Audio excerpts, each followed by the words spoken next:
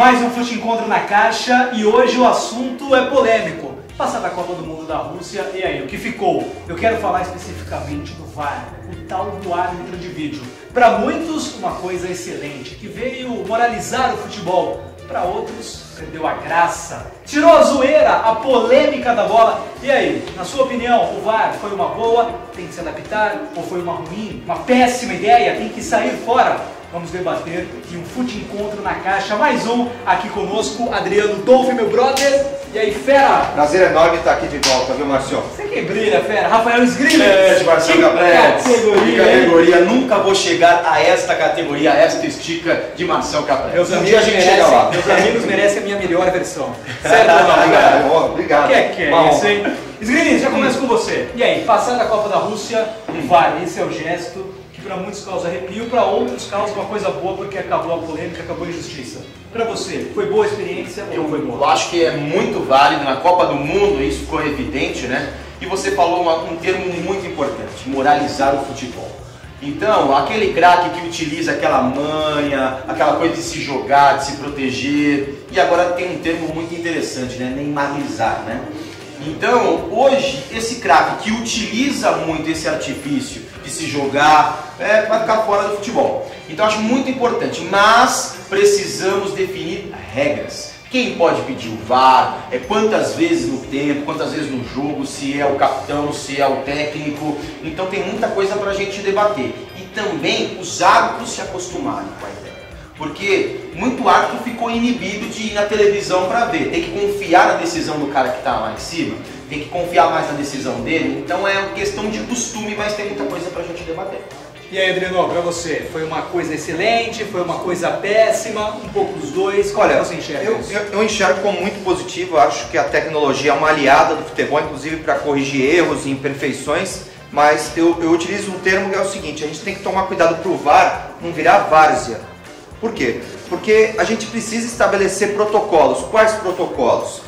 Eu acho que os times deveriam ter um pedido, pelo menos um, dois pedidos, em casos duvidosos, eles deveriam ter essa condição de pedir ao árbitro: ó, eu quero fazer o pedido agora, como existe no vôlei, né? Hoje o vôlei você tem aquele desafio, o desafio é atendido, pode ser validado ou não, e também para corrigir algumas imperfeições. Por exemplo, nos Jogos do Brasil, aquele pênalti no Gabriel Jesus, que gerou muita polêmica, inclusive entre os próprios árbitros de vídeo, o lance do Miranda, foram casos assim que o VAR acabou continuando a polêmica não foi extinta. Então eu acho que a gente tem que corrigir algumas coisas, algumas imperfeições do VAR, para que ele fique mais justo. Tá certo. Bom, esse assunto ele é amplo, esse assunto ele é vasto, a gente tem vários pontos de vista e é legal a gente trazer opiniões sempre diferentes para o torcedor que está acompanhando a gente ter uma opinião. Eu quero chamar então agora dois convidados, o Marcelo Unti, que é gestor esportivo, e o Márcio Bueno, que é responsável aqui pelo espaço. Por favor, cheguem a nossa conversa aqui. Marcelo. Tudo bem? Marcelo. Como está? Maravilha. Eu falo gestor esportivo aqui, Fera, que isso, só tem fera, parece uma selva aqui, hein? Começa com você. E aí, pra você, como que foi essa experiência do VAR? Foi boa, eu foi ruim? acredito que a FIFA está de parabéns de estar introduzindo as tecnologias. Temos as questões culturais, principalmente no Brasil, né, que a gente já sabe a cultura do jogador, a cultura do técnico. E assim, eu acho que vai ser esse processo de adaptação. E também acredito que não vai resolver todos os problemas do futebol, o VAR. Né? Vai ter polêmica ainda, vai ter clube que vai falar que utilizou mais o clube adversário, o rival. A polêmica continua, então não adianta pensar nisso. E o que eu penso também é que a FIFA agora tem que fazer um trabalho de melhorar a dinâmica do jogo. Né? O futebol ele tem que ter gol, tem que ter lance, cobrança de lateral. Poxa, dá para também cobrança lateral com o pé. Eu acho que tem que dar toda essa dinâmica. E a tecnologia está vindo junto com isso daí também. Tá certo, bom, pra você, teve uma mudança, a gente tem que trazer também uma nova mentalidade pro jogo, porque essa polêmica, esses erros sempre fizeram parte do espetáculo, entre aspas. Sim. Agora mudou, não é bem assim mais, né? Sim, mas eu acho que sim, traz uma novidade, traz uma modernização para as regras do futebol, até a própria questão de impedimento, que é uma coisa bem lógica, você consegue com o VAR definir se está impedido ou não. Mas as polêmicas vão continuar, eu acho que não vão diminuir. Você vai dividir a decisão com outras pessoas, com os árbitros do VAR, o juiz ele vai ter o árbitro ele vai ter essa condição, mas as polêmicas vão continuar porque muitas das regras, muitas das situações vão ser interpretativas. O lance do Miranda, o lance do pênalti do Gabriel Jesus, você pode olhar, vou dizer, não, foi falta. Você dizer, não foi falta porque eu acho que o contato não é suficiente para o Miranda cair daquele jeito. Vai continuar na interpretação. E concordo com o que vocês estão dizendo, tem que ter um protocolo. Acho que as equipes, elas têm direito de poder pedir, olha, esse lance eu quero que seja revisto. E aí você acho muito difícil um árbitro, um juiz tomar uma decisão contrária ao que ele pensa que o clube pediu. Mas eu acho que isso nós vamos acostumando e vai ter que mudar a mentalidade do futebol. Dos jogadores, dos dirigentes, dos árbitros, da crônica esportiva, acho que todo mundo tem que pensar diferente. Em cima disso, né, Zirilis, para você então a gente vai voltar na velha questão do árbitro ser bom, porque pode ter o vídeo, pode ter a câmera, o outro ângulo, se o cara não tiver a qualidade, o conhecimento das regras e uma boa interpretação, o problema vai continuar? Então, eu acho que o problema vai continuar e a polêmica continua, porque com o lance da decisão da Copa do Mundo, do pênalti que deu o segundo gol para a França. Como acontece? Ali a interpretação, a bola resvala na cabeça do jogador da França, bate no braço do Perisic, é interpretação. Não adianta ter o árbitro de vídeo. Você vai ter a tecnologia ao seu favor, mas a interpretação continua a mesma. A qualidade do árbitro continua a mesma, porque o rei da decisão não é o cara que está lá em cima. O cara da decisão continua sendo o árbitro. Ele pode definir se ele vai consultar, se ele não vai consultar. Então, a qualidade do árbitro continua. E eu bato muito na tecla, principalmente no futebol brasileiro. Não adianta você apostar na tecnologia se você não vai colocar o árbitro como profissional. Não adianta o cara ficar sentado, bancário, professor, advogado, jornalista, se ele não tem uma preparação. Estamos lidando com caras que custam 1 bilhão, $500 mil, 500 mil, caras que são caros. E você tem uma função no jogo profissional que não é profissional. Então, além da tecnologia, precisamos ter a profissionalização da arbitragem. Isso é muito importante também. Bom, Adriano, aí a gente vai cair agora no Campeonato Brasileiro então, né? Acabou a Copa, já rodando aí o Brasileirão. Aqui não tem o VAR. E aí, na Copa tem e aqui não tem. Isso vai gerar um certo tipo de problema no mundo da bola? Em alguns campeonatos o VAR existe, em outros não? Eu acho que essa imperfeição em relação a determinados campeonatos, com a presença do VAR, outros não, isso sempre vai estar no centro da polêmica. E aqui no Campeonato Brasileiro, especificamente, que a gente não conta com o VAR, mas em outros torneios, por exemplo, Copa Libertadores, a partir de determinada fase, a gente vai contar com o VAR. Eu acho que a gente volta a uma antiga polêmica que a gente vinha falando. Como que vai ser implementado o VAR, por exemplo, em estádios menores, em estádios que não tem aquela capacidade de abrigar a tecnologia? Vou citar aqui a Vila Belmiro, que é um estádio menor, é um estádio mais antigo, não é tão moderno, não é nem um pouco moderno, aliás, né, em relação às arenas. Como que essa tecnologia vai ser implementada em um estádio que não oferece tantas condições? A gente vai voltar a esse velho assunto, porque realmente... acho que metade dos estádios hoje dos 20 clubes do Campeonato Brasileiro não oferece essa condição para a instalação do VAR. Estaduais do interior do Brasil, então? É algo nem progressivo, é regressivo, né? Porque você vai indo campeonatos estaduais, aí Série A2, Série A3, Série B2, Série B, Série C, Série D do Campeonato Brasileiro. Exatamente. Como que a gente vai chegar a uma condição que a questão do VAR ou a utilização não seja justa para todas as equipes, seja do clube mais rico da Série A ou pro que tem a menor condição, os clubes da região norte do Brasil? Como que a gente vai adequar isso? É uma questão muito polêmica e eu acho que nunca vamos adequar. Mas em cima disso, para você participar da primeira divisão do Campeonato Paulista, do Campeonato Brasileiro, você precisa se adequar às normas da televisão. É mais uma coisa para você se adequar. Faz um teste no Campeonato Brasileiro, por exemplo. Só vai participar do campeonato se tiver as especificações da TV e as especificações do VAR. Aí todo mundo vai ter que correr atrás. Aí teria que ser 50% CBF, 50% Aí é um grande Exatamente. Quem vai colocar a mão no bolso? Quem vai colocar a mão no bolso no Brasil que não tem condição de pagar nenhum exame antidoping. Exatamente. Eu já vi clubes da Série A, times de São Paulo, do Rio de Janeiro, vão jogar com times menores. E o clube fala, poxa, vocês vão vir aqui na nossa casa, vai ter o jogo, só que eu preciso de uma ajuda. Ou do clube visitante, ou da federação local, ou da própria CBF. Verdade. Então a gente tem duas realidades. A gente tem a realidade aqui, né, que existe no Rio Grande do Sul, os 2 times grandes, tem os 4 de São Paulo, que até tem times de São Paulo que estão dentro dos grandes também, que não tem essa estrutura, não tem esse poder financeiro, vamos dizer assim. Norte e Nordeste talvez não É tem, outra realidade, né? Até o interior de São Paulo já não precisa ir longe, nem Diadema, vai jogar com Água Santa. Claro, os estádios não são preparados para isso, né? Mas acho que passa muito pelo financiamento das confederações e da federação. Esse é o ponto. Quer dizer, se você tem dinheiro para repassar para as federações, você tem que saber onde vai investir. Então você tem que capacitar esses estádios. E mesmo aqui em São Paulo. Nós vamos lá dar 2, dar 3. Como é que você vai botar o VAR na Cojavari, por exemplo? Então acho que passa por isso. Os clubes têm que entender que é um custo que tem que ser absorvido. Então nós vamos ter Copa do Brasil, acho que a Copa do Brasil também vai ter VAR. A Libertadores, então você começa, você tem que ir plantando aos poucos. Então, mesmo esses estádios, o estádio no Equador, na Bolívia, vai ser complicado.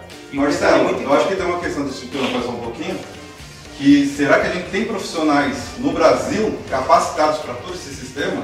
Exatamente. Será que as federações Você vai ter que criar um curso vão capacitar árbitros, profissionais do VAR, Tem cara que briga com a imagem, né? Aí fica difícil, né? Isso é um detalhe muito importante que os clubes têm que levar em consideração e a confederação também. Um erro pode tirar o seu acesso. Um erro pode tirar o seu título. Então, por exemplo, um time da Série A2 que está lutando para chegar na Série A1, um erro que o VAR pode trazer você para a primeira divisão, isso não tem dinheiro demais. E o que você vai ganhar no outro ano na primeira divisão, na Série A2 você não vai ganhar esse dinheiro. Uma vaga numa Libertadores, exatamente. uma vaga na Copa do Brasil. Ninguém estava falando em valores absurdos, estavam falando em 500 mil reais por tudo, não era isso? Pô, 500 mil reais paga o salário do camisa 10 do Santos lá e ainda sobra um dinheiro. Quer dizer, não é um dinheiro absurdo, ninguém está falando em fortunas. Tá feito. E agora a gente tem aquele momento que os nossos convidados... É muito esperado esse momento. Agora é hora de apertar vocês, tá? Com todo respeito. É um aperto com carinho. Algumas questões ali para vocês se posicionarem sobre as suas preferências. Posso começar? Deve começar. Eu não vou apertar muito porque tá fácil Tá hoje. fácil? Tá fácil. Vamos ver. Vamos lá, aqui é time do coração. Vou começar aqui, né, com o Marcelo, né? E aí? E aí, Marcelo? Não tem como fugir, não tem como ficar em cima do muro, é palestra, né? Palestra Itália, né? E hoje Palmeiras, né? Sociedade Esportiva Palmeiras aí com mais de 100 anos. Inclusive estamos aí na frente deles, né? Então não tem como fugir, é um time do coração realmente. Legal. Nós somos quinta-feira, a gente vai se encontrar. Comprado no Pacaembu, vamos ver se... E estamos com um grande confronto agora, né? Uma grande rivalidade. Sim, nos últimos anos aqui. Mas aqui. quinta-feira Pacaembu é nossa casa. Sim. Mesmo com o Jair, vamos lá. Mas Mesmo com o Jair, Apesar do Jair, agora tem que ficar com ele. Uma convidada, hein? Zinilis, tem a sua? Tem aqui. Agora uma coisa mais ampla, né? Nesse frio, cerveja é sempre bom, mas cerveja ou vinho? Cervejas artesanais, não cerveja. Que é esse, hein? Não aquela cerveja de supermercado. Né? Cerveja que aqui deve ter bastante. Mais cerveja. Artesanal. No meu caso é o vinho italiano. A rivalidade também. Posso fazer uma provocação para vocês? Como nós estamos com um gestor de esporte e um cara que também ligado ao esporte, tem aqui um esporte muito bacana que às vezes fica esquecido porque não temos um piloto brasileiro. Pós-cena, vocês gostam da Fórmula 1? Sim ou não e por quê? Eu sou Franco, né? O Ayrton Senna, apesar de ser de um time rival, nossa. Mas existe essa questão. O antes do Senna e o pós-Senna. Meu domingo, se não assistisse o joguinho do Senna e com a macarronada ali depois, não tinha domingo. Depois disso, infelizmente, eu, com todo respeito ao Rubinho, Felipe Massa e outros, eu não tenho esse afinco de perder tempo assistindo, né? Mas tomara que surja um novo piloto que seja próximo ao Senna. O Banca não vamos concordar em nada, acho que hoje. Eu particularmente continuo gostando da Fórmula 1, mas aí cai numa questão que o brasileiro não gosta de esporte, o brasileiro não gosta, ele gosta de ver o seu time ou o seu ídolo vencer. Então o brasileiro parou de curtir a Fórmula 1. Mas eu continuo curtindo, acho que ela é bacana. É o público-alvo ali. Sim, fica um público específico. Né? Fica um público que não vai torcer pro Senna, pro Rubinho, pro Massa, mas é um público específico. Eu continuo gostando de Fórmula 1. Tá certo, ótimo. Tem mais uma, Adriano? Tenho aqui, Tem mais ó. uma? Tá aqui. E aí, fera? Ó, essa não é muito polêmica, né? Mais ou menos, né? Chaves ou Trapalhões? Marcelo. Será que agora vão concordar? Vamos ver. Eu vou dizer assim, eu vou ter os dois. Os Trapalhões é minha infância, às vezes me pego parando ali no canal Viva para assistir Trapalhões da antiga e o Chaves é o SBT, né? Então eu tenho até o imã de geladeira do Chaves já comprado no México. Acho que os dois. Pronto. Os dois. Ó, nesse caso aí não tem o que falar, os dois também. Vamos concordar. Mas o Chaves raiz, o Chaves do SBT, o Chaves do Multishow. O Trapalhões também, eu gosto do Trapalhões da década de 80, comecinho da década de 90, aquele humor inocente, né? Sargento Pincel. Que assim, na minha vida foi a infância. Isso. O Chaves já pegou um pouquinho a adolescência, né? Mas assim, são sensacionais. Chaves, o Didi, Mussum, Zacarias. Rever o Zacarias hoje é sensacional. Não tem até a molecada de hoje. Não, até hoje, até a molecada de hoje faz brincadeira sobre o Zacarias, sobre o Didi. Então, são eternos. Como a gente tem eternos ídolos no clube, são os eternos ídolos do humor, né? O pessoal da galera agora do stand-up é muito boa, mas tem que aprender também com essa galera aí. Com certeza. Ó, as minhas duas últimas. Tá tranquilo até, vá? Tá sossegado. Eu tô sossegado hoje. Vamos começar com essa aqui. Vício em celular, sim ou não? O meu vício de celular é mais por conta do trabalho. Porque eu sempre tenho que estar acompanhando mídia social, Facebook, Instagram, todas essas coisas. Particularmente eu não gosto. Para uso pessoal não? Uso pessoal não gostaria de ter essa coisa. Porque hoje em dia você está com o WhatsApp, a pessoa mandou uma mensagem, você tem que responder na hora. Senão fica bravo. Senão fica aqueles pontos de interrogação lá. Poxa, calma, né? Calma, tô ocupado, tô dirigindo. Então, assim, esse vício de celular é muito por questões de trabalho, não por questões pessoais. Tá certo. E aí? Um pouquinho sim. Acho que eu leio muito, continuo lendo muito impresso, mas hoje eu me informo também nos colunistas, muito pelo Twitter. Então, você vê no Twitter, vai lá, linka no artigo. Não leio a notícia do Twitter, mas você linka. Então, hoje os grandes colunistas, o pessoal que escreve vários assuntos, eu acabo lendo no celular. Então, acaba sendo isso mesmo. Certo. Bom, mas é pra informação, né? Então sim, é válido, né? Sim. É válido. Bom, e pra terminar, isso aqui é tranquilo. Mas vai falar o resultado do jogo da quinta-feira? Pode ser, não. Pra dar um embate? Mas, ó, acorda cedo ou acorda tarde? E aí, cara? Acorda tarde. Acordar tarde. O problema é que precisa acordar cedo. Eu gostaria de ter Acordar tarde, é obrigação. Bora acordar tarde, mas acordar cedo. E a gente vai ficando mais velho e vai acordando mais cedo. Não tem jeito. Bom, para concluir então agora essa questão do VAR, voltamos aqui com o futebol. O que deu certo, o que não deu certo, o que funcionou, o que não funcionou, o que fica para daqui para frente, as lições, os aprendizados que o VAR pode nos trazer. Adriano, para você, pontos positivos e negativos. Eu acho que o que não funcionou é que as polêmicas vão acabar. E nunca vão acabar com o VAR. Quem achava que o VAR viria para acabar com a polêmica no futebol, se enganou, porque vai sempre ter polêmica, porque, como a gente falou aqui, é questão de interpretação. O que foi positivo? Eu acho que os jogadores, comissões técnicas, aprovaram a utilização do VAR e a gente observou pouquíssimas ou raras reclamações. Então, acho que isso foi positivo. Pelo menos as equipes estão disciplinadas, entendendo que o VAR veio para ajudar e não para atrapalhar. Para você. No meu caso, acredito que ela funcionou muito bem as tecnologias. Foi provado que temos condições, né, os países, as federações têm condições de implantar. Né? A parte negativa que eu achei, principalmente, foi a questão disciplinar. Aqueles momentos que todo mundo estava fazendo, a torcida fazia, o bandeirinha fazia, o jogador fazia. Então, a questão disciplinar e de instruir, a FIFA instruir as federações instruir seus atletas, comissões técnicas, eu acho que foi um ponto negativo. Para vocês, Vinícius. Eu acho que foi o primeiro grande teste público do VAR. Então acho que para todo mundo se ambientar, a tecnologia, até mesmo os jogadores, os treinadores, eu achei muito válido.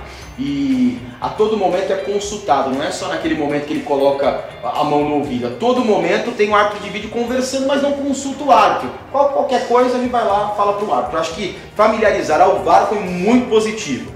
E eu concordo com vocês, eu acho que deveriam ter normas e como isso vai ser utilizado durante a partida. E eu acho que isso é um ponto a melhorar, mas eu não vi ponto negativo, eu vi mais pontos a melhorar, assim, não chega a ser negativo, mas pontos a melhorar. Quem vai pedir? Capitão, técnico, quantas vezes? Então acho que isso deve ser estudado e debatido.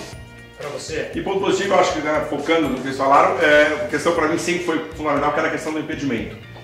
Você resolver a questão do impedimento, 95 Santos era campeão brasileiro e não Botafogo.